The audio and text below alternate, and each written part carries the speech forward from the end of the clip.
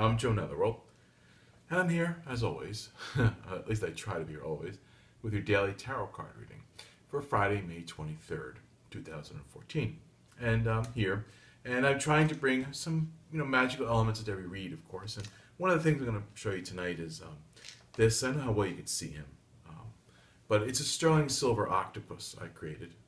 Made him years ago, and a very complicated process of lost wax casting and sculpting and a very elaborate mold. And he's one of a kind. He won't be made ever again. And it's a nice sterling silver piece, very big, very heavy. Octopuses, to use the wrong terminology, are like a spirit animal for me because they represent alien intelligence.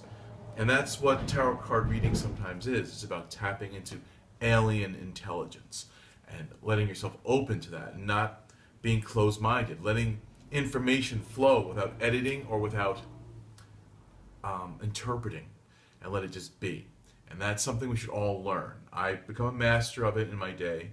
I think that if something affects you on a deep level, you should go with it. And like here, of course, is the octopus, and that is reminiscent and it harkens back to my love of H.P. Lovecraft, and Cthulhu is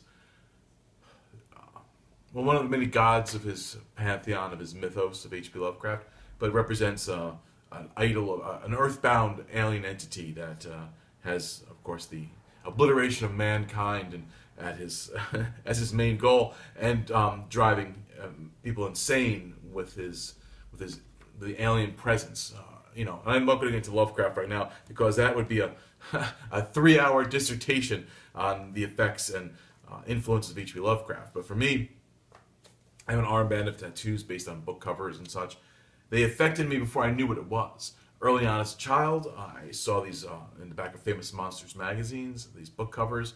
I always was enamored of them. I began to read the author, and then much later in life, I came across the old antique books and realized it had come full circle.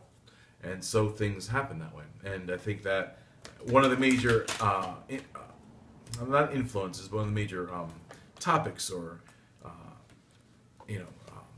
what's the proper term? Forgive me for being a little clumsy with my speech tonight. It's late night, and I'm wrestling with these cards even. It's a major influence of Lovecraft's writing is the idea of alien intelligence. It's a theme that runs through all his work, and that's something we should all strive for, and you in your lives should strive to be open to alien intelligence. If you have a feeling, an inkling, an intuition, run with it, explore it. Don't try to explain it. I think the death of intrigue is in the explanation. Having to find an answer, trying to make it seem acceptable. That's always, go with the fact that it's alien, and you'll never understand where it came from, but you have it. It's like simple enough. Everything has a mythology, everything has a reason, but we do not have to have a complete explanation to tap into these powers and to tap into this knowledge. So without further ado, I'm going to take you into a moment of exploring some alien intelligence and intellect, and just see what these cards are speaking and what's being said, what needs to be delved into tonight. And I'm going to just start right here. First card up, the Page of Cups, what I refer to as it's like the Make-A-Wish card. It's a fable. It's a simple fable, and I think you might know it. Getting into our aquatic theme, it seems to be about octopi and fish. It's about the old fairy tale, the old story or fable. Man's fishing. He pulls a fish onto the boat, and he's about to kill the fish and make it his lunch, basically. And the fish doesn't wait. No, talking fish. I'll give you 3 wishes. If you spare me my life and throw me back in the water. Now that means a couple things. A plain, simple, closed-minded man will just eat the fish and be done with it. The man doesn't really see that the fish is talking to him, so that alone should give you a clue that this fish is more than an average fish. But some people are very thick and stubborn and don't see that. So anyway, a man with some mystery or intrigue will go, well, you know what? What do I have to lose? There are other fish in the sea. This talking fish has promised me 3 wishes if I give him his freedom. So maybe I should gamble on letting him go.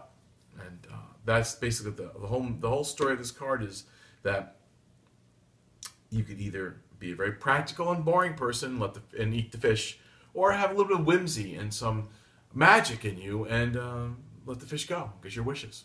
Now, this also represents that there's a hidden love and love affairs and your heart's desire, and that this magic fish, this fish of well-wishing fish, sees what you really want, probably more than what you know you want. And in some ways, we have to be open to mystery to actually uncover what we truly desire. We don't. Sometimes our subconscious, which is the wish fulfillment part of the world, sometimes our subconscious knows more than we know in our waking minds or logical minds.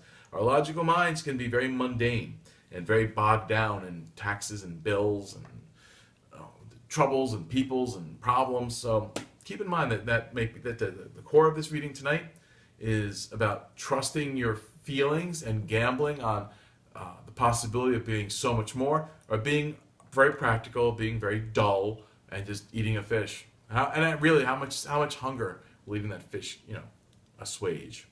Not much at all. It's just a skinny little fish that fits in a cup. It's like eating a goldfish. Anyway, our two qualifier cards are, and get them at the same time. We got these two. Very interesting. We have the Ace of Pentacles, the Money card, the Supremacy of Money card. Cuts through all things. Money solves everything sometimes.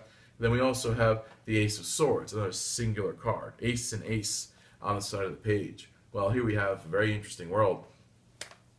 Ace of Swords is about cutting through problems and getting to the heart of the matter. It's about breakups and endings. It separates lovers, but it also puts an end between what was the past and what is going to be the future. It's a very powerful card there, the Ace of Swords. And the Ace of Pentacles on the other side of that is all about money. It's about money pushing aside everything else and becoming supreme. But with that, and it's a little bit weird because it's a very blue sky, wintry kind of card, but it also appears in the height of summer. So this is a time frame wise, we both have these two cards pushing aside these two flowers, and two flowers behind the Page of Cups. So we have the past, present, and future relationships are all being considered here. And we have the three, and we have these choices, but every one of them shows these two things being pushed aside. On the one hand, your choice is money, your choice is cutting through on one side, Ace of Spades on the other. Sorry, Ace of Spades. Ooh, Ace of Spades is sneaking in. That's something to be considered. But then again, the Ace of Swords would be the Ace of Spades if you were to convert it to the regular playing card deck. So I guess I'm seeing things and saying things without seeing them. Magic is afoot. So, for tomorrow, I would say be a little more open-minded. Look at the bigger choices, the bigger opportunities. Do not be mundane and simple and caveman-like in just, Luddite is the term I'd like to use. Someone intentionally being primitive. It's not good. What tomorrow is going to be about is, if you're offered opportunity, take it. Be willing to then leave some of your past behind, cut through what was, and realize that you have some supreme issues. You have money, and you have winning your love. And this is about going ahead and maybe making that leap of faith and asking someone out. Making a leap of faith and ending relationships or moving forward. Take that leap of faith. This is faith here is representing that it's pushing through. If you need them, the finances are going to come supreme. The Ace of Swords cuts things back. It also protects things because, in a sense, the flowers are behind the sword, and there's a powerful force protecting your love. But all through these three cards is a pair of flowers. A couple, a love, a young love. It's interesting that it starts out young love with the Page of Cups, and it goes through the autumn and winter. So this is I think really, if we were to really get in touch with this, it's like let go of the past to enjoy now, so you could build a future.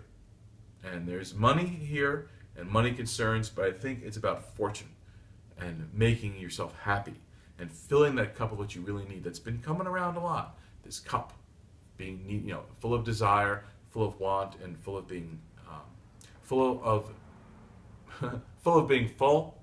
That's a trivial answer to that, but in need of being fulfilled.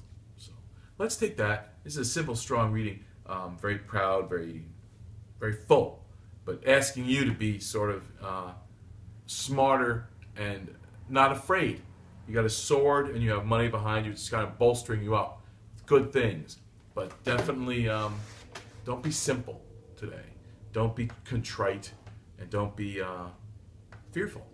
On that note, and alien intelligence. That's what this is all about.